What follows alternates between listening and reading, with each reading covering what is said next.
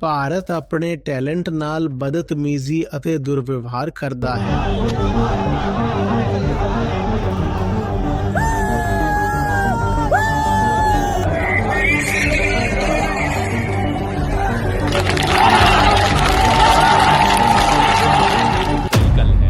ਆਜ਼ਾਦੀ ਦੇ ਇੰਨੇ ਸਾਲਾਂ ਬਾਅਦ ਵੀ ਅਸੀਂ ਅਜੇ ਤੱਕ ਇਹੋ ਜਿਹੀਆਂ ਮੂਲ ਸਮੱਸਿਆਵਾਂ ਦਾ ਹੱਲ ਨਹੀਂ ਲੱਭ ਸਕੇ ਹਾਂ ਅਤੇ ਵਿਦਿਆਰਥੀਆਂ ਨੂੰ ਪੇਪਰ ਲੀਕ ਅਤੇ ਭ੍ਰਿਸ਼ਟਾਚਾਰ ਵਰਗੀਆਂ ਚੀਜ਼ਾਂ ਦਾ ਸਾਹਮਣਾ ਕਰਨਾ ਪੈ ਰਿਹਾ ਹੈ। ਇਹ ਦੇਸ਼ ਲਈ ਚੰਗਾ ਲੱਛਣ ਨਹੀਂ ਹੈ। ਇਸ ਨਾਲ ਬਹੁਤ ਡਰੇ ਹੋਏ ਅਤੇ ਚਾਲਾਕ ਮੁੰਡੇ ਪੈਦਾ ਹੋਣਗੇ। ਤੁਸੀਂ ਐਗਜ਼ਾਮ ਸੈਂਟਰ ਗਏ ਅਤੇ ਤੁਹਾਡਾ ਕੰਪਿਊਟਰ ਨਹੀਂ ਚੱਲ ਰਿਹਾ, ਤੁਹਾਡਾ ਮਾਊਸ ਕੰਮ ਨਹੀਂ ਕਰ ਰਿਹਾ, ਤੁਹਾਡਾ ਬਾਇਓਮੈਟ੍ਰਿਕ ਠੀਕ ਨਹੀਂ, ਤੁਹਾਨੂੰ ਸੈਂਟਰ ਬਹੁਤ ਦੂਰ ਦਿੱਤਾ ਗਿਆ ਜਾਂ ਪੇਪਰ ਲੀਕ ਹੋ ਗਿਆ। ਪੇਪਰ ਲੀਕ ਦਾ ਤਾਂ ਕਹਿਣਾ ਹੀ ਕੀ। ਹੁਣ ਕੀ ਉਹ ਇਨਸਾਨ ਜ਼ਿੰਦਗੀ 'ਚ ਕਦੇ ਮਿਹਨਤ ਤੇ ਗਿਆਨ ਨੂੰ ਇੱਜ਼ਤ ਦੇਵੇਗਾ? ਮੇਰੀ ਕਿਸਮਤ ਸੰਜੋਗਾਂ ਤੇ ਨਿਰਭਰ ਨਹੀਂ ਹੈ। ਮੇਰੀ ਕਿਸਮਤ ਮੇਰੀ ਖੁਦਦਾਰੀ, ਮੇਰੀ ਮਿਹਨਤ, ਮੇਰੀ ਕਿਰਤ ਨਾਲ ਤੈਅ ਹੋਏਗੀ। ਪਰ ਫਿਰ ਰੋਟੀ ਦੀ ਲੜਾਈ ਸਾਨੂੰ ਖਿੱਚ ਕੇ ਵਾਪਸ ਮਿੱਟੀ 'ਚ ਸੁੱਟ ਦਿੰਦੀ ਹੈ।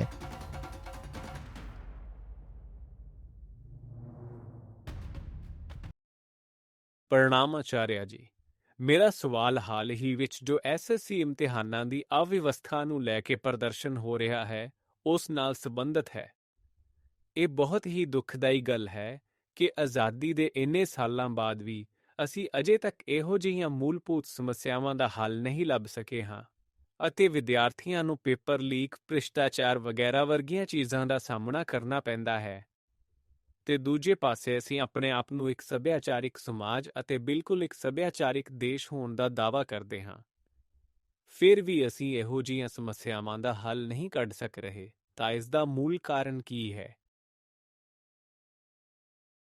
ਬੁਨਿਆਦੀ ਵਗੈਰਾ ਤਾਂ ਸਭ ਬਾਅਦ ਵਿੱਚ ਆਉਂਦਾ ਹੈ। ਤੁਸੀਂ ਵੀ ਇਸ ਵਾਰੀ ਪੇਪਰ ਦਿੱਤਾ ਸੀ ਕਿ ਨਹੀਂ? ਤੁਹਾਨੂੰ ਇਸ 'ਚ ਇੰਨੀ ਰੁਚੀ ਕਿਵੇਂ ਆ ਗਈ? ਕੋਈ ਭੈਣ ਭਰਾ, ਕੋਈ ਦੋਸਤ ਯਾਰ ਹਨ ਜਿਨ੍ਹਾਂ ਨੇ ਪੇਪਰ ਦਿੱਤਾ ਹੋਵੇ? ਕੀ ਗੱਲ ਹੈ? ਹਾਂਜੀ, ਪਹਿਲਾਂ ਮੇਰੇ ਕੁਝ ਜਾਣੂਆਂ ਨੇ ਦਿੱਤਾ ਸੀ। ਹਰ ਸਾਲ ਇਸ ਵਿੱਚ ਲਗਭਗ 10-20 ਹਜ਼ਾਰ ਸੀਟਾਂ ਹੁੰਦੀਆਂ ਹਨ। ਠੀਕ ਹੈ, ਤੇ ਹਰ ਸੀਟ ਲਈ 200 ਤੋਂ ਵੱਧ ਅਰਜ਼ੀਦਾਰ ਹੁੰਦੇ ਹਨ।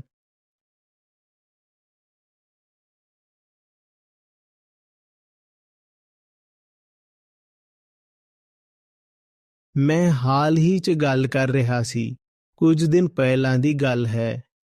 ਕਿਸੇ ਨੂੰ ਕਹਿ ਰਿਹਾ ਸੀ ਕਿ ਕੁਝ ਮਾਮਲਿਆਂ ਵਿੱਚ ਮੈਨੂੰ ਆਪਣੇ ਸਕੂਲ ਤੇ ਕਾਲਜ ਦੇ ਦਿਨ ਬਹੁਤ ਯਾਦ ਆਉਂਦੇ ਹਨ। ਕਿਹੜੇ ਮਾਮਲੇ 'ਚ? ਸਾਰਾ ਕੁਝ ਸਾਫ਼ ਸੀ। ਮੈਨੂੰ ਪਤਾ ਹੁੰਦਾ ਸੀ ਕਿ ਮੈਂ ਕਿੰਨੇ ਨੰਬਰਾਂ ਦਾ ਪੇਪਰ ਕੀਤਾ ਹੈ ਤੇ ਲਗਭਗ ਉਹਨੇ ਹੀ ਨੰਬਰ ਆਉਂਦੇ ਸਨ, ਕਿਉਂਕਿ ਤੁਹਾਨੂੰ ਆਪ ਨੂੰ ਪਤਾ ਹੁੰਦਾ ਸੀ ਕਿ ਇਮਾਨਦਾਰੀ ਨਾਲ ਇਨਾ ਕੀਤਾ ਤਾਂ ਇਨਾ ਠੀਕ ਹੈ। 100 ਦਾ ਕਰੋਗੇ ਤਾਂ 100 ਆਉਣਗੇ, 90 ਦਾ ਤਾਂ 90, 80 ਦਾ ਤਾਂ 80। ਸਭ ਤੁਹਾਡੇ ਉੱਤੇ ਨਿਰਭਰ ਕਰਦਾ ਸੀ।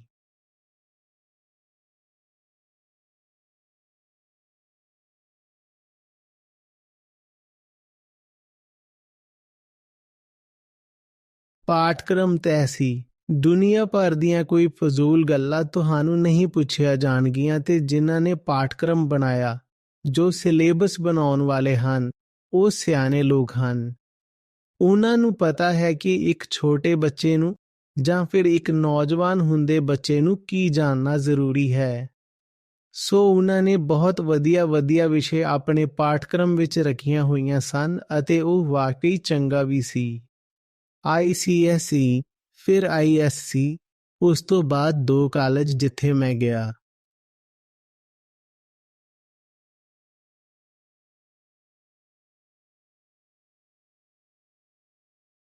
ਮੈਨੂੰ ਪੁਰਾਣੇ ਦਿਨ ਯਾਦ ਆਉਂਦੇ ਹਨ। ਉਹ ਇਨਸਾਫ ਵਾਲੇ ਦਿਨ ਸਨ। ਹੁਣ ਵਾਂਗ ਨਹੀਂ ਕਿ ਮੈਂ ਕੁਝ ਬਹੁਤ ਵਧੀਆ ਕੀਤਾ ਹੋਇਆ ਹੈ। ਫਿਰ ਵੀ ਬਹੁਤ ਰੁਕਾਵਟਾਂ ਆ ਰਹੀਆਂ ਹਨ ਤੇ ਸਿਰ ਦਰਦ ਹੋ ਰਿਹਾ ਹੈ। ਤੇ ਦੂਜੇ ਪਾਸੇ ਵੇਖਦਾ ਹਾਂ ਕਿ ਲੋਕ ਨੇ ਜੋ ਇੱਕ ਤੋਂ ਇੱਕ ਨਿਕੰਮੇ ਕੰਮ ਕਰਕੇ, ਭ੍ਰਿਸ਼ਟਾਚਾਰ ਕਰਕੇ ਵੀ ਅਸਮਾਨ ਉੱਤੇ ਚੜ੍ਹ ਕੇ ਬੈਠੇ ਹੋਏ ਹਨ। ਚੰਦ ਤਾਰੇ ਬਣੇ ਹੋਏ ਹਨ। ਹੁਣ ਤਾਂ ਅਜਿਹਾ ਹੀ ਹੈ। ਪਰ ਹੁਣ ਮੈਂ ਇਹ ਗੱਲ ਸਹਿ ਸਕਦਾ ਹਾਂ ਕਿਉਂਕਿ ਹੁਣ ਮੈਂ ਵਿਦਿਆਰਥੀ ਨਹੀਂ ਹਾਂ। ਹੁਣ ਮੈਂ ਇੱਕ ਬਹੁਤ ਮਜ਼ਬੂਤ ਇਨਸਾਨ ਹਾਂ ਜੋ ਕਿ ਚਾਹੇ ਕਰਮ ਦਾ ਫਲ ਜਿਹੋ ਜਿਹਾ ਵੀ ਹੋਵੇ ਆਪਣਾ ਕੰਮ ਕਰਦਾ ਰਹਿੰਦਾ ਹੈ। ਪਰ ਜੋ ਬੱਚਾ ਹੈ ਜੇ ਉਸਦੇ ਸਾਹਮਣੇ ਐਸਾ ਮਾਹੌਲ ਖੜਾ ਕਰ ਦਿਓ ਕਿ ਤੇਰੀ ਮਿਹਨਤ ਦੀ ਕੋਈ ਕਦਰ ਨਹੀਂ, ਧੋਖਾਧੜੀ ਜਾਂ ਕਿਸਮਤ ਹੀ ਮਾਇਨੇ ਰੱਖਦੇ ਹਨ, ਤਾਂ ਦੱਸ ਉਹ ਬੱਚਾ ਕੀ ਸੋਚੂ। ਫਿਰ ਕੋਈ ਪ੍ਰਸ਼ਾਂਤ ਵਰਗਾ ਖੜਾ ਨਹੀਂ ਹੋ ਸਕਦਾ। ਹੁਣ ਇਹ ਤਾਂ ਨਹੀਂ ਕਿ ਜੋ ਕੁਝ ਮੈਂ ਕਹਿ ਰਿਹਾ ਹਾਂ ਉਸ ਦੇ ਅਨੁਸਾਰ ਹੀ ਤੁਰੰਤ ਕਰਮ ਫਲ ਮਿਲ ਜਾਂਦਾ ਹੈ। ਹੁਣ ਤਾਂ ਇਹੀ ਹੈ ਕਿ ਤੁਸੀਂ ਆਪਣਾ ਕਰਮ ਕਰੋ ਅਤੇ ਕਰਮ ਦਾ ਫਲ ਛੱਡ ਦਿਓ, ਤੇ ਜੋ ਕਰਮ ਹੈ ਉਸ ਦੀ ਯੋਗਤਾ ਦੇ ਅਨੁਸਾਰ ਵੀ ਫਲ ਨਹੀਂ ਮਿਲਦਾ।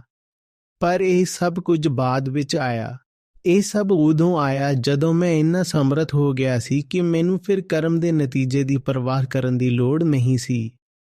ਪਰ ਜਦੋਂ ਤੁਸੀਂ ਨੌਜਵਾਨ ਹੁੰਦੇ ਹੋ, ਤੁਸੀਂ ਹੁਣੇ ਛੋਟੇ ਹੀ ਹੁੰਦੇ ਹੋ, ਤਾਂ ਤੁਹਾਡੇ ਲਈ ਇਹ ਜਾਣਨਾ ਬਹੁਤ ਜ਼ਰੂਰੀ ਹੁੰਦਾ ਹੈ ਕਿ ਦੁਨੀਆ ਇੱਕ ਇਨਸਾਫ ਵਾਲੀ ਥਾਂ ਹੈ। ਦੁਨੀਆ ਇੱਕ ਨਿਆਂ ਪਸੰਦ ਥਾਂ ਹੈ। ਇਸ ਲਈ ਮੈਂ ਕਿਹਾ ਸੀ ਕਿ ਉਹ ਤਿਆਰੀ ਕਰ ਰਿਹਾ ਹੈ, ਕਈ ਸਾਲਾਂ ਤੋਂ ਤਿਆਰੀ ਕਰ ਰਿਹਾ ਹੈ। ਕੋਈ ਵੀ ਇਮਤਿਹਾਨ ਹੋ ਸਕਦਾ ਹੈ, ਐਸਐਸਸੀ ਹੋ ਸਕਦਾ ਹੈ, ਯੂਪੀਐਸਸੀ ਹੋ ਸਕਦਾ ਹੈ ਜਾਂ ਨੀਟ ਹੋ ਸਕਦਾ ਹੈ, ਕਿਉਂਕਿ ਭਾਰਤ ਵਿੱਚ ਇਹ ਸਭ ਕੁਝ ਹੁੰਦਾ ਆ ਰਿਹਾ ਹੈ। ਪਿਛਲੇ ਸਾਲ ਵੀ ਅਜਿਹਾ ਹੀ ਹੋਇਆ ਸੀ। ਜੋ ਮੈਡੀਕਲ ਵਾਲੇ ਸੀ ਉਹਨਾਂ ਨੇ ਪਿਛਲੇ ਸਾਲ ਵੱਡਾ ਪ੍ਰਦਰਸ਼ਨ ਕੀਤਾ ਸੀ, ਅਤੇ ਜਿਹੜੇ ਵੀ ਰਾਜ ਪ੍ਰਸ਼ਾਸਕੀ ਸੇਵਾ ਆਯੋਗ ਹੁੰਦੇ ਹਨ ਉਹਨਾਂ ਵਿੱਚ ਵੀ ਕਦੇ ਨਾ ਕੁਝ ਚੱਲਦਾ ਰਹਿੰਦਾ ਹੈ। ਹੁਣ ਕਿਸੇ ਨੇ ਇੱਕ ਕਮਰੇ ਵਿੱਚ ਬੈਠ ਕੇ 3-5 ਸਾਲ ਤਿਆਰੀ ਕੀਤੀ ਹੋਵੇ ਤੇ ਉਸ ਨੂੰ ਪਤਾ ਲੱਗੇ ਕਿ ਕੋਈ ਦੂਜਾ ਬੰਦਾ ਜਾਂ ਤਾਂ ਕਿਸੇ ਸੰਯੋਗ ਨਾਲ ਜਾਂ ਚਲਾਕੀ ਨਾਲ ਜਾਂ ਪੇਪਰ ਲੀਕ ਕਰਵਾ ਕੇ ਅੱਜ ਮਠਿਆਈ ਖਾ ਰਿਹਾ ਹੈ, ਤਾਂ ਜੋ ਤੂੰ ਇੰਨੀ ਮਿਹਨਤ ਕੀਤੀ ਸੀ ਉਹ ਤਾਂ ਵਿਅਰਥ ਗਈ। ਜਾਂ ਤਾਂ ਪੂਰੀ ਪ੍ਰਸ਼ਾਸਕੀ ਅਵਿਵਸਥਾ ਦਾ ਤੂੰ ਸ਼ਿਕਾਰ ਬਣ ਗਿਆ, ਤੇਰਾ ਐਡਮਿਟ ਕਾਰਡ ਨਹੀਂ ਆਇਆ, ਤੂੰ ਐਗਜ਼ਾਮ ਸੈਂਟਰ ਤੇ ਗਿਆ ਪਰ ਤੇਰਾ ਕੰਪਿਊਟਰ ਨਹੀਂ ਚੱਲ ਰਿਹਾ, ਤੇਰਾ ਮਾਊਸ ਨਹੀਂ ਚੱਲ ਰਿਹਾ, ਤੇਰਾ ਬਾਇਓਮੈਟ੍ਰਿਕ ਠੀਕ ਨਹੀਂ ਸੀ, ਤੈਨੂੰ ਬਿਲਕੁਲ ਹੀ ਫਜ਼ੂਲ ਜਗ੍ਹਾ ਤੇ ਸੈਂਟਰ ਮਿਲ ਗਿਆ। ਇਹ ਸਭ ਕੁਝ ਹੋ ਰਿਹਾ ਹੈ ਤੇਰੇ ਨਾਲ। ਜਾਂ ਫਿਰ ਪੇਪਰ ਲੀਕ ਹੋ ਗਿਆ। ਹੁਣ ਜਦੋਂ ਪੇਪਰ ਲੀਕ ਹੋ ਗਿਆ ਤਾਂ ਕਿੰਨੇ ਹੀ ਲੋਕ ਹਨ ਜੋ ਅੱਜ ਮੌਜਾਂ ਕਰ ਰਹੇ ਹਨ। ਫਿਰ ਤੇਰੇ ਮਨ ਵਿੱਚ ਮਿਹਨਤ ਲਈ, ਯੋਗਤਾ ਲਈ, ਮੈਰਿਟ ਲਈ, ਨੌਲੇਜ ਲਈ ਕੀ ਇੱਜ਼ਤ ਰਹਿ ਜਾਵੇਗੀ? ਤੂੰ ਕਿਉਂ ਮਿਹਨਤ ਕਰਨਾ ਚਾਹੇਗਾ? ਦੱਸ ਨਾ, ਤੂੰ ਕਿਉਂ ਮਿਹਨਤ ਕਰੇਗਾ? ਜਿਸ ਬੰਦੇ ਨੂੰ ਤੁਸੀਂ ਬਚਪਨ 'ਚ ਹੀ ਜਾਂ ਉਸਦੇ ਨੌਜਵਾਨੀ ਵੇਲੇ ਇਹ ਸਿਖਾ ਦਿੰਦੇ ਹੋ ਕਿ ਭਾਈ ਤੇਰੀ ਮਿਹਨਤ ਨਾਲ ਕੁਝ ਨਹੀਂ ਬਣਨਾ, ਤਾਂ ਫਿਰ ਉਹ ਕਿਵੇਂ ਅੱਗੇ ਵਧੇਗਾ? ਜੇ ਘਰ ਵਿੱਚ ਪੈਸਾ ਹੋਵੇ ਤਾਂ ਡੋਨੇਸ਼ਨ ਦੇ ਨਾਲ ਕੰਮ ਚੱਲ ਜਾਂਦਾ ਹੈ, ਜਾਂ ਫਿਰ ਕੋਈ ਜਾਣ ਪਛਾਣ ਵਾਲਾ ਹੋਵੇ। ਸਾਡੀ ICSE ਦੀ ਹਿੰਦੀ ਦੀ ਕਿਤਾਬ 'ਚ ਇੱਕ ਕਹਾਣੀ ਸੀ ਸੋਰਸ ਰਾਮ ਜੀ ਦੀ ਮਹਿਮਾ। ਇਹ ਕਹਾਣੀ ਦੱਸਦੀ ਸੀ ਕਿ ਜੇ ਤੇਰੇ ਕੋਲ ਪੈਸਾ ਹੈ ਜਾਂ ਸੋਰਸ ਹੈ ਤਾਂ ਕੰਮ ਬਣ ਜਾਂਦੇ ਹਨ, ਨਹੀਂ ਤਾਂ ਤਿਕੜਮਬਾਜ਼ੀ ਕਰਨੀ ਪੈਂਦੀ ਏ। ਤਾਂ ਫਿਰ ਤੇ ਚਲੋ ਇਹ ਸਭ ਕੁਝ ਨਾ ਵੀ ਹੋਵੇ, ਇਹ ਤਾਂ ਉਹ ਗੱਲਾਂ ਹੋ ਗਈਆਂ ਜੋ ਸਿਸਟਮ ਤੋਂ ਬਾਹਰ ਦੀਆਂ ਹਨ। ਇਹ ਸਿਸਟਮ ਤੋਂ ਬਾਹਰ ਦੀਆਂ ਗੱਲਾਂ ਹਨ ਕਿ ਕਿਸੇ ਨੇ ਸਿਫਾਰਿਸ਼ ਲਾ ਦਿੱਤੀ, ਕਿਸੇ ਨੇ ਪੇਪਰ ਲੀਕ ਕਰਵਾ ਦਿੱਤੇ, ਹੈ ਨਾ? ਜਾਂ ਕਿਸੇ ਦਾ ਚੋਣ ਨਹੀਂ ਹੋ ਰਿਹਾ ਸੀ ਤਾਂ ਡੋਨੇਸ਼ਨ ਦੇ ਕੇ ਉਸ ਨੂੰ ਪਿੱਛੋਂ ਧੱਕਾ ਦੇ ਦਿੱਤਾ। ਇਹ ਤਾਂ ਸਿਸਟਮ ਤੋਂ ਬਾਹਰ ਦੀਆਂ ਗੱਲਾਂ ਹਨ। ਪਰ ਸਿਸਟਮ ਦੇ ਅੰਦਰ ਕੀ ਚੱਲ ਰਿਹਾ ਹੈ? ਕੋਚਿੰਗ ਕਲਾਸਾਂ ਖੁੱਲ੍ਹਿਆਂ ਲਿਖ ਰਹੀਆਂ ਹਨ, ਸਫਲਤਾ ਲਈ ਸ਼ਾਰਟਕਟ, ਸਫਲਤਾ ਲਈ ਟ੍ਰਿਕਸ। ਇਸ ਦੇਸ਼ ਵਿੱਚ ਆਰਿਆ ਭੱਟ ਕਿਵੇਂ ਪੈਦਾ ਹੋਣਗੇ ਜੇ ਮੈਥ ਦੇ ਸਾਰੇ ਵਿਦਿਆਰਥੀ ਪਿਛਲੇ ਸਾਲਾਂ ਦੇ ਪ੍ਰਸ਼ਨ ਪੱਤਰਾਂ 'ਚੋਂ ਸ਼ਾਰਟਕਟ ਲੱਭ ਰਹੇ ਹਨ? ਪਿਛਲੇ 100 ਸਾਲਾਂ 'ਚ ਅਸੀਂ ਕਿੰਨੇ ਕੁ ਵੱਡੇ ਗਣਿਤ ਗਿਆਨੀ ਤਿਆਰ ਕਰ ਲਏ? ਕਿਵੇਂ ਕਰ ਲਾਂਗੇ? ਇੱਥੇ ਤਾਂ ਜੇ ਕਿਸੇ ਨੂੰ ਪੁੱਛੋ ਕਿ ਉਹ ਗਣਿਤ ਦਾ ਵਿਦਿਆਰਥੀ ਹੈ ਤਾਂ ਉਹ ਗਣਿਤ ਦੇ ਨਾਂ ਤੇ ਬੈਠ ਕੇ MCQs ਲਈ ਸ਼ਾਰਟਕਟਸ ਲੱਭ ਰਿਹਾ ਹੁੰਦਾ ਹੈ। ਇੱਥੋਂ ਗਣਿਤ ਗਿਆਨੀ ਨਿਕਲਣਗੇ। ਇਹ ਸਾਰੀ ਜੋ ਸਾਡੀ ਪਰਿਵਾਰਕ ਵਿਵਸਥਾ ਹੈ, ਇਹ ਸਮਾਜ ਤੇ ਅਜਿਹੀ ਸਿੱਖਿਆ, ਇਹ ਸਭ ਮਿਲ ਕੇ ਦੇਸ਼ ਦੀ ਨੀਂਹ ਨੂੰ ਖੋਖਲਾ ਕਰ ਰਹੇ ਹਨ। ਪਤਾ ਹੈ ਅਸੀਂ ਵਾਰੀ-ਵਾਰੀ ਗੱਲ ਕਰਦੇ ਹਾਂ ਰੋਮਨ ਸਾਮਰਾਜ ਦੀ। ਹੁਣ ਜਦੋਂ ਮੈਂ ਸ਼ੇਕਸਪੀਅਰ ਦੀ ਗੱਲ ਕੀਤੀ ਤਾਂ ਜੂਲੀਅਸ ਸੀਜ਼ਰ, ਇੰਨਾ ਵੱਡਾ ਰੋਮ ਦਾ ਪਤਨ ਕਿਵੇਂ ਹੋਇਆ ਸੀ? ਸਿਰਫ ਬਾਹਰੀ ਹਮਲਾਵਰਾਂ ਕਰਕੇ ਨਹੀਂ ਹੋਇਆ ਸੀ। ਰੋਮ ਦੇ ਪਤਨ ਦਾ ਇੱਕ ਵੱਡਾ ਕਾਰਨ ਇਹ ਵੀ ਸੀ ਕਿ ਅੰਦਰੋਂ ਹੀ ਰੋਮ ਵਿੱਚ ਮੈਰਿਟੋਕ੍ਰੇਸੀ ਮਰ ਗਈ ਸੀ। ਕਾਬਲੀਅਤ ਦੀ ਥਾਂ ਤੇ ਜੁਗਾੜ ਅਤੇ ਚਲਾਕੀ ਨੂੰ ਥਾਂ ਮਿਲਣ ਲੱਗ ਪਈ ਸੀ। ਉਹਨਾਂ ਨੂੰ ਆਦਰ ਤੇ ਇੱਜ਼ਤ ਮਿਲਣ ਲੱਗ ਪਈ ਸੀ। ਫਿਰ ਰੋਮ ਦਾ ਪੂਰੀ ਤਰ੍ਹਾਂ ਪਤਨ ਹੋ ਗਿਆ। ਇੰਨਾ ਵੱਡਾ ਰੋਮ ਖਤਮ ਹੋ ਗਿਆ। ਜਿੱਥੇ ਤੁਸੀਂ ਆਪਣੀ ਨਵੀਂ ਪੀੜ੍ਹੀ ਨੂੰ ਇਹ ਸੰਦੇਸ਼ ਦੇ ਰਹੇ ਹੋ ਕਿ ਗਿਆਨ ਜ਼ਰੂਰੀ ਨਹੀਂ ਹੈ, ਯੋਗਤਾ, ਪਾਤਰਤਾ, ਮਿਹਨਤ, ਇਹਨਾਂ ਦੀ ਕੋਈ ਅਹਿਮੀਅਤ ਨਹੀਂ। ਤੂੰ ਚਾਹੇ ਜਿੰਨੀ ਮਰਜ਼ੀ ਮਿਹਨਤ ਕਰ ਲੈ, ਸਿਸਟਮ ਅਜਿਹਾ ਨਹੀਂ ਹੈ ਜੋ ਤੇਰੀ ਮਿਹਨਤ ਨੂੰ ਇੱਜ਼ਤ ਦੇਵੇ। ਤੂੰ ਬਹੁਤ ਮਿਹਨਤ ਕੀਤੀ, ਪਰ ਅਸੀਂ ਤੈਨੂੰ ਐਂਟਰੀ ਪਾਸ ਵੀ ਨਹੀਂ ਦੇਵਾਂਗੇ। ਹੁਣ ਕੀ ਉਹ ਬੰਦਾ ਜ਼ਿੰਦਗੀ 'ਚ ਕਦੇ ਮਿਹਨਤ ਨੂੰ ਤੇ ਗਿਆਨ ਨੂੰ ਇੱਜ਼ਤ ਦੇਵੇਗਾ? ਉਹ ਅੰਦਰੋਂ ਬਹੁਤ ਕੌੜਾ ਹੋ ਜਾਏਗਾ ਤੇ ਕਹੇਗਾ ਕਿ ਅਸੀਂ ਵੀ ਕਦੇ ਬਹੁਤ ਮਿਹਨਤ ਕੀਤੀ ਸੀ, ਪਰ ਮਿਹਨਤ ਨਾਲ ਕੁਝ ਨਹੀਂ ਹੁੰਦਾ। ਸਾਰਾ ਕੁਝ ਜੁਗਾੜ ਨਾਲ ਹੁੰਦਾ ਹੈ, ਸ਼ਾਰਟਕਟ ਨਾਲ ਹੁੰਦਾ ਹੈ, ਲੱਖਾਂ ਰੁਪਏ ਦੇ ਕੇ ਕੋਚਿੰਗ ਲੈਣ ਨਾਲ ਹੁੰਦਾ ਹੈ। ਕੋਚਿੰਗ ਵਾਲੇ ਦੱਸਦੇ ਹਨ ਸਫਲਤਾ ਦੇ ਫੰਡੇ, ਟ੍ਰਿਕਸ, ਉਥੋਂ ਮਿਲਦੀ ਹੈ ਸਫਲਤਾ। ਤੇ ਜੇ ਹੋਰ ਪੈਸਾ ਹੋਵੇ ਤਾਂ ਪੇਪਰ ਆਊਟ ਕਰਵਾ ਲਓ। ਪੇਪਰ ਆਊਟ ਕਰਵਾਉਣ ਵਾਲੇ ਏਜੰਟ ਵੀ ਘੁੰਮ ਰਹੇ ਹਨ। ਇੱਕ ਕਿਸਾਨ ਨੂੰ ਕਿਵੇਂ ਲੱਗਦਾ ਹੈ ਜਦੋਂ ਉਸ ਨੂੰ ਪਤਾ ਲੱਗੇ ਕਿ ਉਸ ਦੀ ਫਸਲ ਨੂੰ ਮੰਡੀ ਦੇ ਦਲਾਲ ਖਾ ਗਏ? ਮਿਹਨਤ ਤਾਂ ਉਸਨੇ ਪੂਰੀ ਕੀਤੀ, ਪਰ ਮਜ਼ੇ ਕੋਈ ਹੋਰ ਲੈ ਗਿਆ। ਕਿਵੇਂ ਲੱਗਦਾ ਹੈ? ਉਸੇ ਤਰ੍ਹਾਂ ਵਿਦਿਆਰਥੀ ਨੂੰ ਲੱਗਦਾ ਹੈ ਜਦੋਂ ਉਹ ਵੇਖਦਾ ਹੈ ਕਿ ਕਿਸਾਨ ਦੀ ਤਾਂ ਚਲੋ ਇੱਕ ਵਾਰੀ 1 ਸਾਲ ਦੀ ਮਿਹਨਤ ਹੁੰਦੀ ਹੈ, ਇੱਕ ਮੌਸਮ ਦੀ ਮਿਹਨਤ ਹੁੰਦੀ ਹੈ, ਪਰ ਵਿਦਿਆਰਥੀ ਦੀ ਤਾਂ ਭਾਰਤ ਵਿੱਚ ਜੋ ਵਿਵਸਥਾ ਹੈ 2 ਸਾਲ, 4 ਸਾਲ, 6 ਸਾਲ ਅਤੇ UPSC ਦੇ ਸੂਰਮੇ ਤਾਂ 10-10 ਸਾਲ ਲਾ ਦਿੰਦੇ ਹਨ। ਉਹਨਾਂ ਦੀ ਇੰਨੀ ਲੰਮੀ ਮਿਹਨਤ ਹੁੰਦੀ ਹੈ ਤੇ ਉਸ ਮਿਹਨਤ 'ਚ ਕੀੜੇ ਪੈ ਜਾਂਦੇ ਹਨ।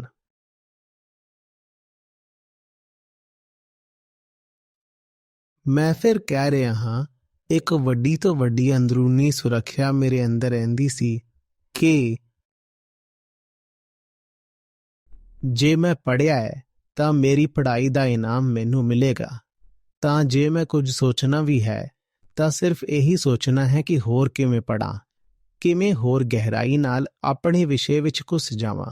ਮੇਰਾ ਧਿਆਨ ਇਸ 'ਚ ਲੱਗਦਾ ਸੀ। ਮੇਰਾ ਧਿਆਨ ਇਸ ਗੱਲ ਤੇ ਨਹੀਂ ਹੁੰਦਾ ਸੀ ਕਿ ਮੈਂ ਪੜ੍ਹਾਈ ਕੀਤੀ ਹੈ। ਮਾਰਕਿੰਗ ਸਕੀਮ ਕਿਹੋ ਜਿਹੀ ਹੈ ਇਸ ਵਾਰੀ? ਜੋ ਪ੍ਰੀਖਿਅਕ ਹੈ ਉਹ ਨਰਮ ਮਾਰਕਿੰਗ ਕਰੇਗਾ ਜਾਂ ਸਖਤ ਮਾਰਕਿੰਗ ਕਰੇਗਾ? ਮੈਂ ਆਪਣੇ ਆਪ ਨੂੰ ਇਸ ਮਾਮਲੇ ਵਿੱਚ ਖੁਸ਼ਕਿਸਮਤ ਮੰਨਦਾ ਹਾਂ।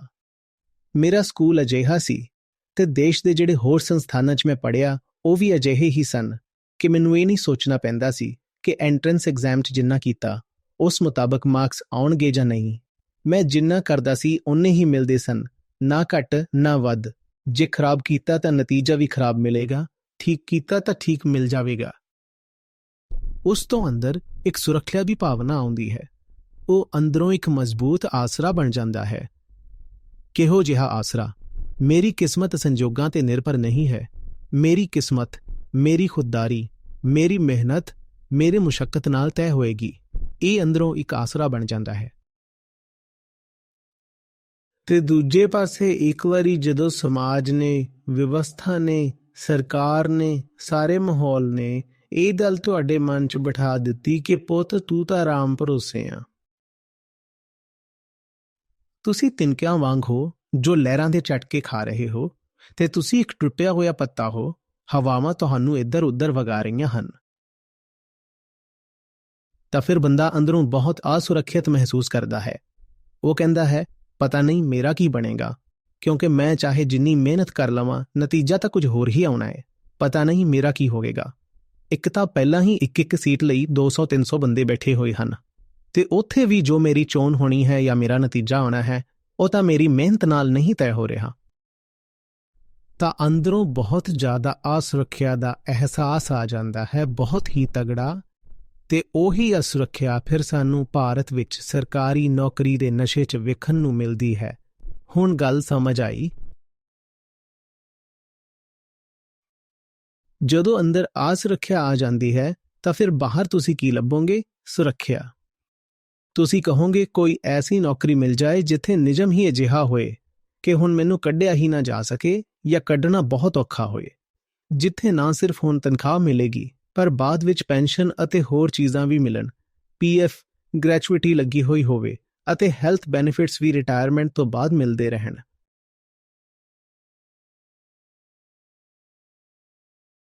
ਤੁਸੀਂ ਕਦੇ ਸੋਚਿਆ ਕਿ ਭਾਰਤ 'ਚ ਤੇ ਹੋਰ ਕੁਝ ਵਿਕਾਸਸ਼ੀਲ ਦੇਸ਼ਾਂ ਵਿੱਚ ਸਰਕਾਰੀ ਨੌਕਰੀਆਂ ਲਈ ਇੰਨੀ ਮਾਰਾਮਾਰੀ ਕਿਉਂ ਹੁੰਦੀ ਹੈ?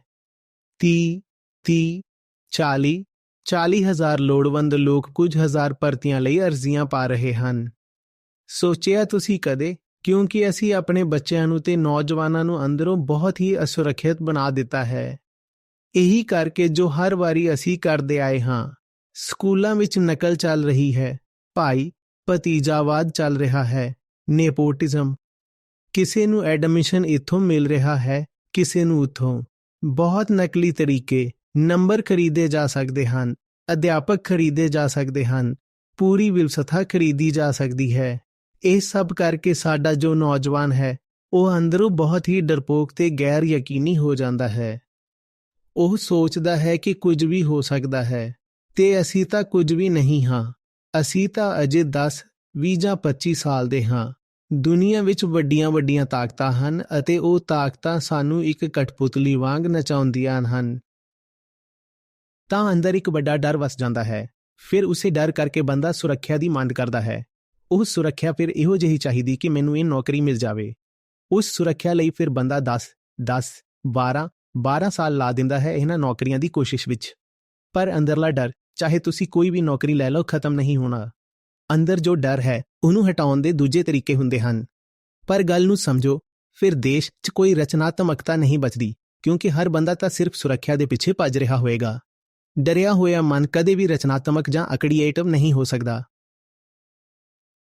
ਜੋ ਬੰਦਾ ਅਜੇ ਤੱਕ ਇਹੀ ਨਹੀਂ ਜਾਣਦਾ ਕਿ ਜ਼ਿੰਦਗੀ ਦੀਆਂ ਬੁਨਿਆਦੀ ਗੱਲਾਂ ਵੀ ਨਿਆਂਸੰਗਤ ਹਨ ਜਾਂ ਨਹੀਂ, ਢੰਗ ਨਾਲ ਆਯੋਜਿਤ ਹਨ ਜਾਂ ਨਹੀਂ, ਉਹ ਉਨ੍ਹਾਂ ਹੀ ਮੂਲ ਗੱਲਾਂ ਦੇ ਜੁਗਾੜ 'ਚ ਲੱਗਾ ਰਹੇਗਾ। ਉਹ ਕਦੇ ਵੀ ਕੁਝ ਉੱਚਾ ਸੋਚ ਹੀ ਨਹੀਂ ਸਕੇਗਾ। ਮੇਰੇ ਕੋਲ ਵੀ ਲੋਕਾਂ ਦੇ ਸੰਦੇਸ਼ ਆਉਂਦੇ ਹਨ। ਉਹ ਕਹਿੰਦੇ ਹਨ ਕਿ ਤੁਸੀਂ ਜੋ ਗੱਲਾਂ ਦੱਸਦੇ ਹੋ ਉਹ ਬਹੁਤ ਵਧੀਆ ਹਨ, ਬਹੁਤ ਉੱਚੀਆਂ ਗੱਲਾਂ ਹਨ। ਪਰ ਅਸੀਂ ਕੀ ਕਰੀਏ ਜੇ ਸਾਡੀ ਥਾਂ ਦੀ, ਘਰ-ਦੁਆਰ ਦੀ, ਮੁਹੱਲੇ ਦੀ, ਦੇਸ਼ ਦੀ ਜੋ ਵਿਵਸਥਾ ਹੈ ਉਹ ਅਜੇ ਤੱਕ ਸਾਡੀ ਰੋਟੀ ਪਾਣੀ ਦਾ ਹੀ ਜੁਗਾੜ ਨਹੀਂ ਕਰ ਪਾਈ। ਤਾਂ ਅਸੀਂ ਤੁਹਾਡੀਆਂ ਗੱਲਾਂ ਸੁਣਦੇ ਹਾਂ ਤੇ ਬਿਲਕੁਲ ਅਸਮਾਨ ਵਿੱਚ ਉੱਡ ਜਾਂਦੇ ਹਾਂ, ਪਰ ਫਿਰ ਰੋਟੀ ਦੀ ਲੜਾਈ ਸਾਨੂੰ ਖਿੱਚ ਕੇ ਵਾਪਸ ਮਿੱਟੀ 'ਚ ਸੁੱਟ ਦਿੰਦੀ ਹੈ ਤੇ ਮੈਂ ਉਹਨਾਂ ਨਾਲ ਸਹਿਮਤ ਹਾਂ। ਅਤੇ ਰੋਟੀ ਇੰਨੀ ਵੱਡੀ ਗੱਲ ਨਹੀਂ ਹੁੰਦੀ। ਜੇ ਸਿਸਟਮ ਅਜਿਹਾ ਹੁੰਦਾ ਕਿ ਜਿੰਨਾ ਕਰਾਂਗੇ ਓਨਾ ਮਿਲ ਜਾਏਗਾ, ਪੱਕਾ ਹੈ। ਪਰ ਉਹ ਪੱਕਾ ਹੈ ਨਹੀਂ। ਇਹ ਜੋ ਅਨਿਸ਼ਚਿਤਤਾ ਪਾ ਦਿੱਤੀ ਜਾਂਦੀ ਹੈ, ਇਹ ਬਹੁਤ ਘਾਤਕ ਹੁੰਦੀ ਹੈ, ਬਹੁਤ ਹੀ ਘਾਤਕ ਹੈ। ਗੱਲ ਸਮਝ ਆ ਰਹੀ ਹੈ। ਅਤੇ ਫਿਰ ਇਸ ਵਿੱਚੋਂ ਦੋ ਵਰਗ ਪੈਦਾ ਹੁੰਦੇ ਹਨ। ਇੱਕ, ਉਹ ਜਿਨ੍ਹਾਂ ਨੂੰ ਕੁਝ ਮਿਲ ਜਾਂਦਾ ਏ, ਉਹ ਹੈਵਜ਼ ਬਣ ਜਾਂਦੇ ਹਨ, ਪ੍ਰਿਵਿਲੇਜਡ ਵਰਗ ਹੋ ਜਾਂਦਾ ਏ।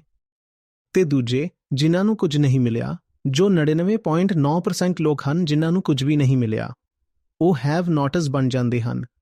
ਉੱਪਰ ਵਾਲੇ ਹਮੇਸ਼ਾ ਹੇਠਾਂ ਵਾਲਿਆਂ ਦਾ ਸ਼ੋਸ਼ਣ ਕਰਦੇ ਹਨ। ਹਾਲਾਂਕਿ ਅਸੀਂ ਕਹਿੰਦੇ ਹਾਂ ਕਿ ਇਹ ਲੋਕ ਪ੍ਰਸ਼ਾਸਨਿਕ ਸੇਵਾ 'ਚ ਹਨ, ਪਰ ਉਹ ਸੇਵਾ ਕਰ ਹੀ ਨਹੀਂ ਰਹੇ, ਉਹ ਉੱਥੇ ਬੈਠ ਕੇ ਸ਼ਾਸਕ ਬਣੇ ਹੋਏ ਹਨ। ਕਹਿੰਦੇ ਤਾਂ ਸਰਵਿਸਿਜ਼ ਹੀ ਹਨ, ਪਰ ਉੱਥੇ ਸਰਵਿਸ ਕੌਣ ਦੇ ਰਿਹਾ ਹੈ? ਰਾਜ ਕਰ ਰਹੇ ਹਨ। ਤੇ ਜੋ ਹੇਠਾਂ ਵਾਲੇ ਹੁੰਦੇ ਹਨ, ਫਿਰ ਉਹ ਸਾਰੀ ਜ਼ਿੰਦਗੀ ਬੜੇ ਜ਼ਹਿਰ 'ਚ ਜਿਉਂਦੇ ਹਨ ਤੇ ਫਿਰ ਆਪਣੇ ਬੱਚਿਆਂ ਨੂੰ ਆਖਦੇ ਹਨ ਕਿ ਤੈਨੂੰ ਵੀ ਉੱਤੇ ਪਹੁੰਚਣਾ ਹੈ। ਚਲੋ, ਤੁਸੀਂ ਲਾਓ ਜ਼ੋਰ, ਤੁਸੀਂ ਲਾਓ ਜ਼ੋਰ, ਤੁਸੀਂ ਲਾਓ ਜ਼ੋਰ। ਇੱਕ ਚੰਗਾ ਸਮਾਜ, ਇੱਕ ਚੰਗਾ ਦੇਸ਼ ਅਤੇ ਫਿਰ ਇੱਕ ਚੰਗੀ ਦੁਨੀਆ ਤਦੋਂ ਬਣਦੀ ਹੈ ਜਦੋਂ ਆਪਣੇ ਲੋਕਾਂ ਨੂੰ ਇਹ ਭਰੋਸਾ ਦਿਵਾਇਆ ਜਾਂਦਾ ਹੈ ਕਿ ਉਹਨਾਂ ਦੀ ਯੋਗਤਾ ਦਾ ਆਦਰ ਕੀਤਾ ਜਾਵੇਗਾ ਅਤੇ ਉਹਨਾਂ ਦੀ ਮਿਹਨਤ ਨੂੰ ਮੁੱਲ ਮਿਲੇਗਾ। ਉਹਨਾਂ ਨੂੰ ਸਿੱਧਾ ਕਿਹਾ ਜਾਂਦਾ ਹੈ, ਦੇਖੋ, ਮਿਹਨਤ ਕਰ ਲਵੋ। ਜੇ ਤੁਸੀਂ ਮਿਹਨਤ ਕਰੋਗੇ ਤਾਂ ਜਿੰਨੀ ਮਿਹਨਤ ਕੀਤੀ ਹੈ ਉਸ ਦਾ ਤੁਹਾਨੂੰ ਫਲ ਮਿਲੇਗਾ, ਅਤੇ ਜੇ ਮਿਹਨਤ ਨਹੀਂ ਕੀਤੀ ਤਾਂ ਕੁਝ ਵੀ ਨਹੀਂ ਮਿਲੇਗਾ। ਤੇ ਇੱਕ ਡਿੱਗਦੇ ਹੋਏ ਸਮਾਜ ਦੀ ਨਿਸ਼ਾਨੀ ਇਹ ਹੁੰਦੀ ਹੈ ਕਿ ਜਿਨ੍ਹਾਂ ਨੇ ਕੁਝ ਵੀ ਨਹੀਂ ਕੀਤਾ ਹੁੰਦਾ ਉਹਨਾਂ ਨੂੰ ਵੀ ਬਹੁਤ ਕੁਝ ਮਿਲ ਰਿਹਾ ਹੁੰਦਾ ਹੈ, ਅਤੇ ਜਿਨ੍ਹਾਂ ਨੇ ਬਹੁਤ ਕੁਝ ਕੀਤਾ ਹੁੰਦਾ ਹੈ ਉਹਨਾਂ ਨੂੰ ਕਈ ਵਾਰ ਕੁਝ ਵੀ ਨਹੀਂ ਮਿਲ ਰਿਹਾ, ਜਾਂ ਕਦੇ ਕੋਈ ਸਧਾਰਨ ਦਰਜੇ ਦੀ ਚੀਜ਼ ਮਿਲ ਗਈ। ਇੱਕ ਮੈਂ ਪੜ੍ਹਿਆ ਸੀ, ਉਹ ਬੋਰਡਾਂ ਵਿੱਚ ਜੋ ਕਾਪੀਆਂ ਆਉਂਦੀਆਂ ਸਨ ਉਹਨਾਂ ਨੂੰ ਚੈੱਕ ਕਰਦੇ ਸਨ। ਜੋ ਬੋਰਡ ਦੇ ਇਮਤਿਹਾਨ ਹੁੰਦੇ ਹਨ ਉਹਨਾਂ ਦੀਆਂ ਕਾਪੀਆਂ ਚੈੱਕ ਕਰਨ ਵਾਲਿਆਂ ਨੂੰ ਹਰ ਕਾਪੀ ਦੇ ਕੁਝ ਰੁਪਏ ਮਿਲਦੇ ਹਨ, ਤਾਂ ਉਹ ਇਹੀ ਸੋਚਦੇ ਹਨ ਕਿ ਜਿੰਨੀ ਜਲਦੀ ਹੋ ਸਕੇ ਵੱਧ ਤੋਂ ਵੱਧ ਕਾਪੀਆਂ ਕੱਢ ਦੇਵਾਂ, ਰੁਪਏ ਤਾਂ ਓਨੇ ਹੀ ਮਿਲਨੇ ਹਨ। ਫਿਰ ਕਾਪੀ ਤੇ ਵਧੇਰੇ ਸਮਾਂ ਲਾਉਣ ਦਾ ਕੀ ਫਾਇਦਾ।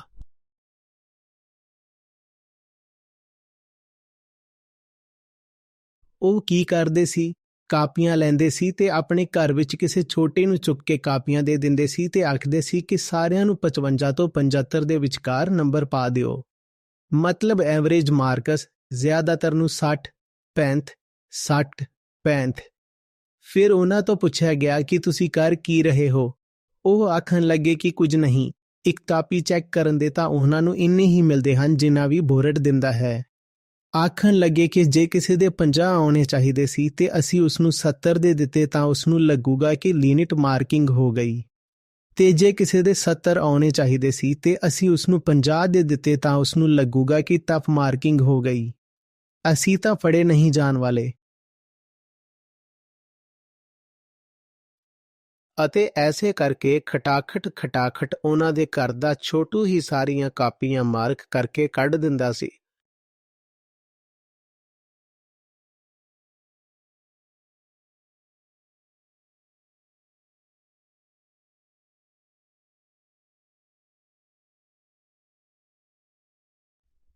ਕਿਸੇ ਨੇ 2-3 ਸਾਲ ਤਿਆਰੀ ਕੀਤੀ, ਉਹ ਜਾਂਦਾ ਹੈ ਤੇ ਤੁਸੀਂ ਉਸਨੂੰ ਐਂਟਰੈਂਸ ਦੇਣ ਨਹੀਂ ਦੇ ਰਹੇ, ਕਿਉਂਕਿ ਉਸਦਾ ਅੰਗੂਠਾ ਜੋ ਤੁਸੀਂ ਬਾਇਓਮੈਟ੍ਰਿਕ ਕਰਦੇ ਹੋ ਮੈਚ ਨਹੀਂ ਕਰ ਰਿਹਾ।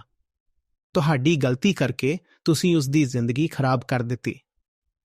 ਹੁਣ ਉਹ ਕਦੇ ਵੀ ਜ਼ਿੰਦਗੀ ਪਰ ਕਿਸੇ ਵੀ ਪ੍ਰਣਾਲੀ ਤੇ ਭਰੋਸਾ ਕਰ ਪਾਏਗਾ, ਦੱਸੋ।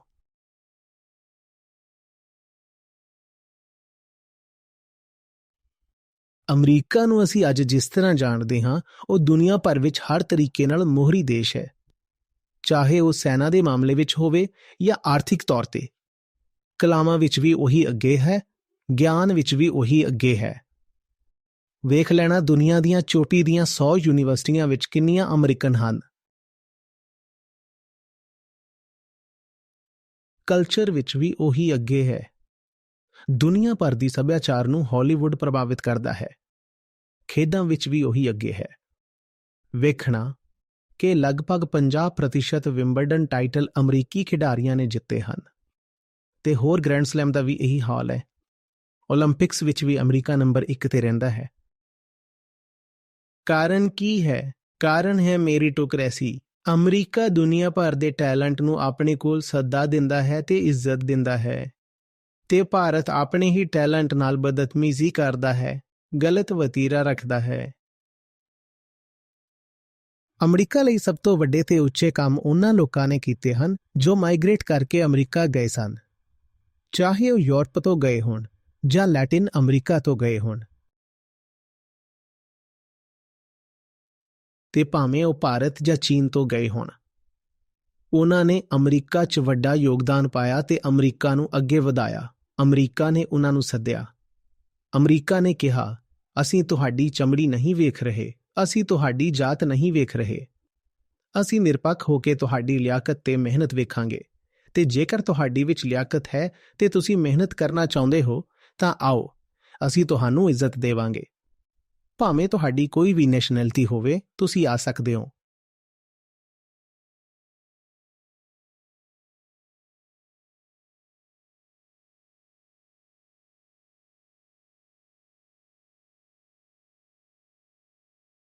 ਤੁਹਾਡੇ ਘਰ ਵਿੱਚ ਬੱਚੇ ਹੋਣ, ਇਹ ਬਹੁਤ ਜ਼ਰੂਰੀ ਹੈ ਕਿ ਜੋ ਬੱਚੇ ਮਿਹਨਤੀ ਹਨ, ਸਮਝਦਾਰ ਹਨ, ਗਿਆਨ ਦੀ ਕਦਰ ਕਰਦੇ ਹਨ, ਉਹਨਾਂ ਨੂੰ ਥੋੜ੍ਹੀ ਇੱਜ਼ਤ ਦਿਓ। ਗਧੇ ਨੂੰ ਘੋੜੇ ਦੇ ਬਰਾਬਰ ਨਾ ਕਰ ਦਿਓ। ਤੇ ਇਹ ਕਹਿ ਕੇ ਮੈਂ ਇਹ ਨਹੀਂ ਆਖ ਰਿਹਾ ਕਿ ਹੋਰ ਬੱਚਿਆਂ ਦੀ ਉਗਾਹੀ ਜਾਂ ਉਪੇਖਾ ਕਰੋ। ਫਰਕ ਦਿਖਾਉਣਾ ਲਾਜ਼ਮੀ ਹੈ, ਪਰ ਉਸ ਦੂਜੇ ਬੱਚੇ ਨੂੰ ਇਹ ਵੀ ਸਮਝਾਉਣਾ ਜ਼ਰੂਰੀ ਹੈ ਕਿ ਦੇਖੋ ਬੇਟਾ, ਉਹ ਹੋਰ ਬੱਚਾ ਵੱਧ ਮਿਹਨਤ ਕਰਦਾ ਹੈ ਤੇ ਤੂੰ ਮਿਹਨਤ ਨਹੀਂ ਕਰਦਾ।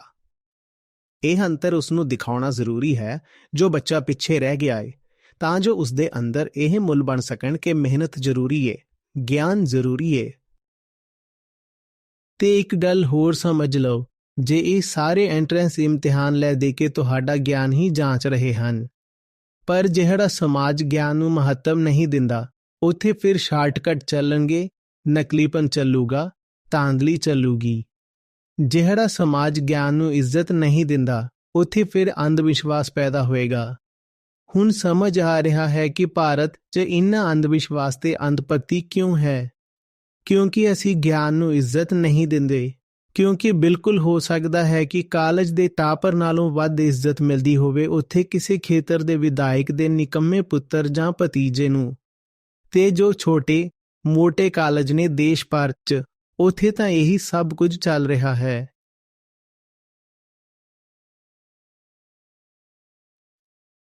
ਵਿਧਾਇਕ ਤਾਂ ਛੱਡੋ, ਪਾਰਸ਼ਦ ਦਾ ਵੀ ਕੋਈ ਭਰਾ ਭਤੀਜਾ ਉੱਥੇ ਪੜ੍ਹਦਾ ਹੋਵੇ ਤਾਂ ਸਾਰਾ ਕਾਲਜ ਦਾ ਸਟਾਫ ਉਸਦੇ ਅੱਗੇ ਨਮਸਕਾਰ ਕਰਦਾ ਹੋਵੇਗਾ।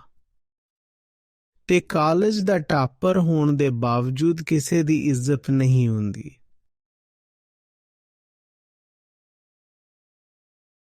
ਐਸੇ 'ਚ ਨਾ ਤਾਂ ਪੀੜ੍ਹੀ ਉੱਠਦੀ ਹੈ, ਨਾ ਹੀ ਦੇਸ਼। ਇੱਕ ਨਿਰਪੱਖ, ਇਨਸਾਫਯੋਗ ਤੇ ਨਿਆਂ ਸੰਗਤ ਵਿਵਸਥਾ ਬਣਾਉਣਾ ਜ਼ਰੂਰੀ ਹੈ।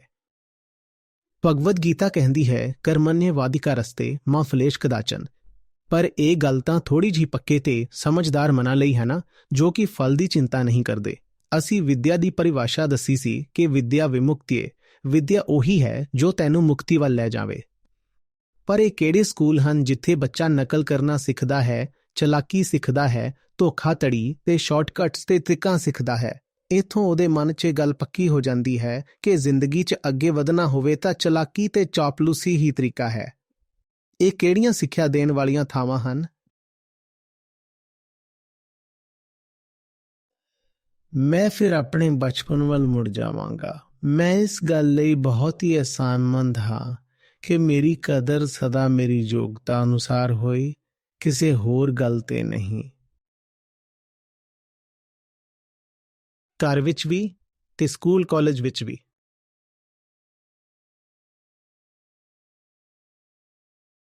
ਘਰ ਦਾ ਵੱਡਾ ਮੁੰਡਾ ਸੀ, ਇਸ ਨਾਲ ਕੋਈ ਫਰਕ ਨਹੀਂ ਸੀ ਪੈਂਦਾ।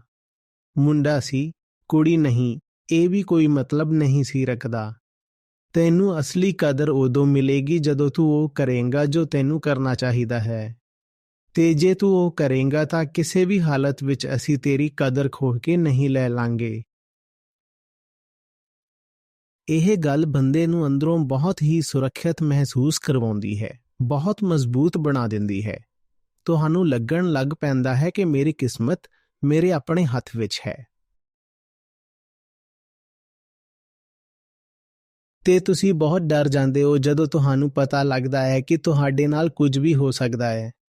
ਬਿਨਾਂ ਤੁਹਾਡੀ ਕਿਸੇ ਗਲਤੀ ਦੇ ਤੁਹਾਡੇ ਨਾਲ ਕੁਝ ਵੀ ਹੋ ਸਕਦਾ ਹੈ। ਤੇ ਫਿਰ ਤੁਸੀਂ ਬਹੁਤ ਚਾਲਾਕ, ਧੋਖੇਬਾਜ਼ ਬਣ ਜਾਂਦੇ ਹੋ। ਜਦੋਂ ਤੁਹਾਨੂੰ ਪਤਾ ਲੱਗਦਾ ਹੈ ਕਿ ਤੁਸੀਂ ਕਿਸੇ ਕਾਬਲ ਨਹੀਂ ਸੀ, ਫਿਰ ਵੀ ਤੁਹਾਡੇ ਪਿਓ ਨੇ ਸਿਫਾਰਿਸ਼ ਲਾ ਕੇ ਜਾਂ ਪੈਸਾ ਲਾ ਕੇ ਤੁਹਾਨੂੰ ਕਿਸੇ ਉੱਚੀ ਥਾਂ ਬਿਠਾ ਦਿੱਤਾ। ਦੋਹਾਂ ਹੀ ਹਾਲਤਾਂ ਵਿੱਚ ਤੁਸੀਂ ਜ਼ਿੰਦਗੀ ਭਰ ਲਈ ਖਤਮ ਹੋ ਜਾਂਦੇ ਹੋ।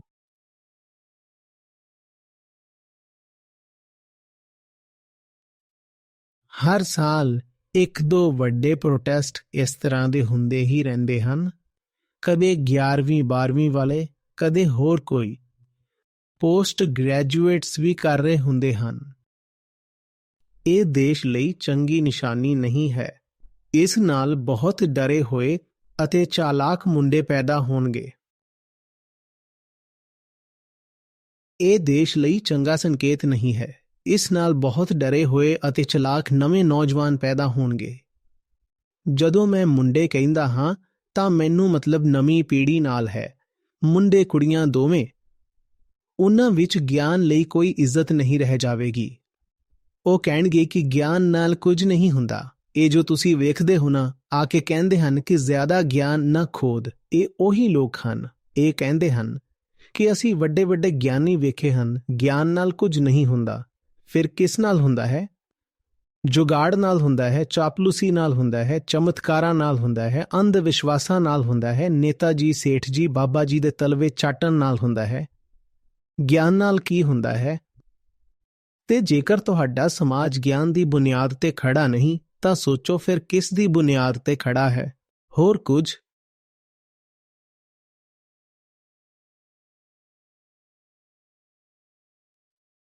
ਜੀ, ਇਸ ਵਿੱਚ ਇੱਕ ਹੋਰ ਗੱਲ ਨਿਕਲ ਕੇ ਆਉਂਦੀ ਹੈ ਕਿ ਜੋ ਲੋਕ ਅੱਜ ਗਲਤ ਪ੍ਰਣਾਲੀ ਦੇ ਖਿਲਾਫ ਪ੍ਰੋਟੈਸਟ ਕਰ ਰਹੇ ਹਨ, ਉਹ ਅਸਲ ਵਿੱਚ ਉਹਨਾਂ ਦੇ ਖਿਲਾਫ ਹੀ ਪ੍ਰੋਟੈਸਟ ਕਰ ਰਹੇ ਹਨ, ਜਿਵੇਂ ਉਹ ਖੁਦ ਬਣਨਾ ਚਾਹੁੰਦੇ ਹਨ। ਮਤਲਬ ਆਖਿਰਕਾਰ ਤਾਂ ਉਹ ਵੀ ਸਿਸਟਮ 'ਚ ਹੀ ਜਾਣਾ ਚਾਹੁੰਦੇ ਹਨ। ਤੇ ਜੋ ਅਧਿਆਪਕ ਵੀ ਪ੍ਰੋਟੈਸਟ ਕਰ ਰਹੇ ਹਨ, ਉਹ ਉਹਨਾਂ ਦੇ ਖਿਲਾਫ ਹੀ ਕਰ ਰਹੇ ਹਨ, ਜਿਨ੍ਹਾਂ ਨੂੰ ਉਹਨਾਂ ਨੇ ਆਪ ਪੜ੍ਹਾ ਕੇ ਉੱਥੇ ਭੇਜਿਆ ਸੀ। ਹਾਂ, ਬਿਲਕੁਲ। ਸਿਸਟਮ ਦੇ ਅੰਦਰ ਅਸੀਂ ਕਿਹਾ ਸੀ ਨਾ, ਇਹੋ ਜਿਹੀ ਇੱਕ ਪਿਰਾਮਿਡ ਬਣਦੀ ਹੈ ਜਿਸ ਦੇ ਉੱਪਰ ਸ਼ੋਸ਼ਕ ਬੈਠੇ ਹੁੰਦੇ ਹਨ ਤੇ ਹੇਠਾਂ ਸ਼ੋਸ਼ਿਤ, ਤੇ ਜਿੰਨੇ ਵੀ ਸ਼ੋਸ਼ਿਤ ਹਨ ਉਹਨਾਂ ਦਾ ਸਿਰਫ ਇਹੀ ਸੁਪਨਾ ਹੁੰਦਾ ਹੈ ਕਿ ਅਸੀਂ ਵੀ ਕਿਸੇ ਤਰ੍ਹਾਂ ਸ਼ੋਸ਼ਕਾਂ ਵਿੱਚ ਸ਼ਾਮਲ ਹੋ ਜਾਈਏ। ਉਹਨਾਂ ਦਾ ਸੁਪਨਾ ਇਹ ਨਹੀਂ ਹੁੰਦਾ ਕਿ ਇਸ ਪੂਰੀ ਪ੍ਰਣਾਲੀ ਨੂੰ ਹੀ ਢਾ ਦਿੱਤਾ ਜਾਵੇ। ਉਹ ਸਾਰੇ ਚਾਹੁੰਦੇ ਹਨ ਕਿ ਕਿਸੇ ਤਰ੍ਹਾਂ ਉੱਪਰ ਜੋ ਮਲਾਈ ਵੰਡ ਰਹੀ ਹੈ, ਸਾਨੂੰ ਵੀ ਥੋੜੀ ਚੱਖਣ ਨੂੰ ਮਿਲ ਜਾਵੇ। ਤਾਂ ਇਹ ਗੱਲ ਸਮਝ ਆ ਰਹੀ ਹੈ। ਜਦੋਂ ਤੁਸੀਂ ਇੱਕ ਵਾਰੀ ਨੌਜਵਾਨਾਂ ਨੂੰ ਇਹ ਸਾਬਤ ਕਰ ਦਿੰਦੇ ਹੋ ਕਿ ਨਾ ਤਾਂ ਹੁਨਰ ਨਾਲ ਕੁਝ ਬਣੇ, ਨਾ ਮੇਰਿਤ ਨਾਲ, ਨਾ ਮਿਹਨਤ ਨਾਲ, ਨਾ ਗਿਆਨ ਨਾਲ, ਉਸ ਤੋਂ ਬਾਅਦ ਉਹ ਸਿਰਫ ਇਹੀ ਸੋਚਦਾ ਰਹਿੰਦਾ ਹੈ ਕਿ ਕਿਸੇ ਤਰੀਕੇ ਨਾਲ ਕਿਤੇ ਵੀ ਪੈਰ ਜਮਾ ਕੇ ਕੋਈ ਸੁਰੱਖਿਆ ਲੱਭ ਲਏ। ਤੁਸੀਂ ਉਸ ਨੂੰ ਦਿਖਾ ਦਿੱਤਾ ਕਿ ਇਮਾਨਦਾਰੀ ਨਾਲ ਕੁਝ ਨਹੀਂ ਮਿਲਦਾ, ਇਮਾਨਦਾਰੀ ਦਾ ਕੋਈ ਫਾਇਦਾ ਨਹੀਂ। ਤੁਸੀਂ ਇੱਕ ਨੌਜਵਾਨ ਵਿਦਿਆਰਥੀ ਨੂੰ ਇਹ ਸਾਬਤ ਕਰ ਦਿੱਤਾ ਕਿ ਇਮਾਨਦਾਰੀ ਦਾ ਕੋਈ ਲਾਭ ਨਹੀਂ। ਹੁਣ ਤੁਹਾਨੂੰ ਅਚੰਭਾ ਕਿਉਂ ਹੋ ਰਿਹਾ ਹੈ ਜੇ ਉਹ ਅੱਗੇ ਚੱਲ ਕੇ ਵੱਡਾ ਰਿਸ਼ਵਤਖੋਰ ਨਿਕਲੇ? ਕਿਉਂਕਿ ਤੁਸੀਂ ਹੀ ਤਾਂ ਉਸ ਨੂੰ ਇਹ ਸਿਖਾਇਆ ਸੀ ਕਿ ਇਮਾਨਦਾਰੀ ਦੀ ਕੋਈ ਕੀਮਤ ਨਹੀਂ। ਤਾਂ ਹੁਣ ਉਹ ਆਪ ਹੀ ਰਿਸ਼ਵਤਖੋਰ ਬਣੂਗਾ ਅੱਗੇ ਚੱਲ ਕੇ। ਤੇ ਜੇਕਰ ਤੁਸੀਂ ਉਸ ਨੂੰ ਇਮਾਨਦਾਰੀ ਦਾ ਠੀਕ ਇਨਾਮ ਦਿੱਤਾ ਹੁੰਦਾ ਤਾਂ ਉਹ ਰਿਸ਼ਵਤਖੋਰ ਕਿਉਂ ਬਣਦਾ? ਹੁਣ ਤੁਹਾਨੂੰ ਅਚੰਭਾ ਹੋ ਰਿਹਾ ਹੈ ਕਿ ਦੇਸ਼ ਵਿੱਚ ਇੰਨਾ ਅੰਧ ਵਿਸ਼ਵਾਸ ਕਿਉਂ ਹੈ ਤੇ ਇੰਨੀ ਰਿਸ਼ਵਤਖੋਰੀ ਕਿਉਂ ਹੈ। ਜੇ ਤੁਸੀਂ ਹਰ ਗੱਲ ਦੀ ਗਹਿਰਾਈ 'ਚ ਜਾਓਗੇ ਤਾਂ ਤੁਹਾਨੂੰ ਗਿਆਨ ਅਤੇ ਮਿਹਨਤ ਦੀ ਬੇਇੱਜ਼ਤੀ ਨਜ਼ਰ ਆਵੇਗੀ। ਇਹੋ ਜਿਹੀਆਂ ਗੱਲਾਂ ਨੇ ਜੋ ਇਸ ਦੇਸ਼ ਨੂੰ ਅੱਗੇ ਨਹੀਂ ਵਧਣ ਦੇ ਰਹੀਆਂ। ਅਸੀਂ ਗਿਆਨ ਦੀ ਵੀ ਬੜੀ ਬੇਇੱਜ਼ਤੀ ਕਰ ਰੱਖੀ ਹੈ ਤੇ ਮਿਹਨਤ ਦੀ ਵੀ।